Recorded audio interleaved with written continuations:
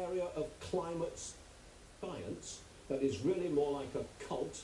It's like Hare Krishna or something like that. They're glassy-eyed and they chant. It will potentially harm the image of all science. Wait for it. That is from Princeton, emeritus physics professor and former director of the Office of Science at the Department of Energy, William Happer, who joins us now. Professor, that's about as strongly worded statement as I've ever heard. Are you anti the climate science people? Well, yes, but let me take this opportunity to apologize to the Hare Krishna people. They have noble goals, and I really am sorry I used that simile. Well, what exactly are you saying? Are you saying that climate scientists walk in lockstep and they're not allowed to break out of that? Is that it?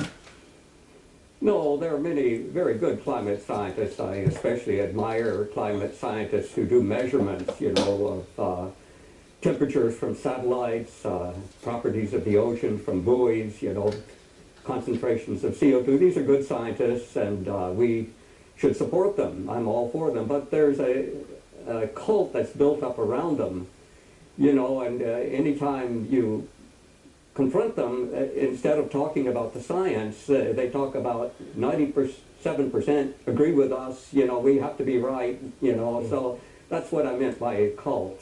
Could anyone get a job in the climate science department of a major university if they're not gung-ho global warmers?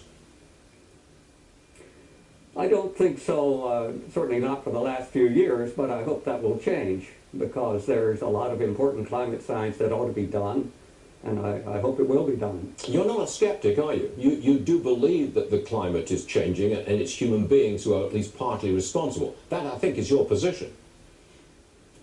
Yes, I think the human contribution, however, is very, very small. You know, I think most of the climate change we're seeing is natural. You know, climate has always changed. Who denies that climate changes? You know, you have to be completely blind to deny that. Is the planet, can the planet be saved? Are we doomed? Because that's what we constantly hear. We've only got a few years left. Well, no, I mean, of course not. It's a problem with science illiteracy. You know, most people don't realize that the normal CO2 levels have typically been measured in thousands of parts per million, not the puny 400 or so we have today.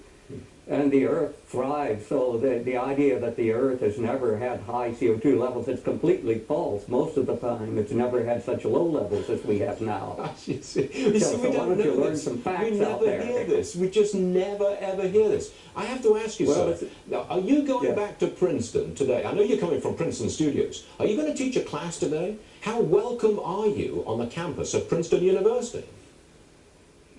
Well, first of all, I'm retired from teaching, and secondly, I teach physics, you know, so I teach quantum mechanics, electricity, and magnetism. When I was still teaching, you know, I don't teach climate, but are you welcome? You know, I am welcome on the campus.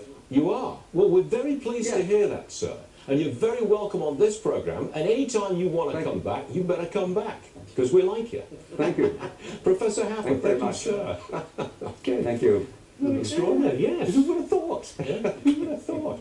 The Dow Jones Industrial Average is indeed coming back, not that much, but we're back. We're down 4.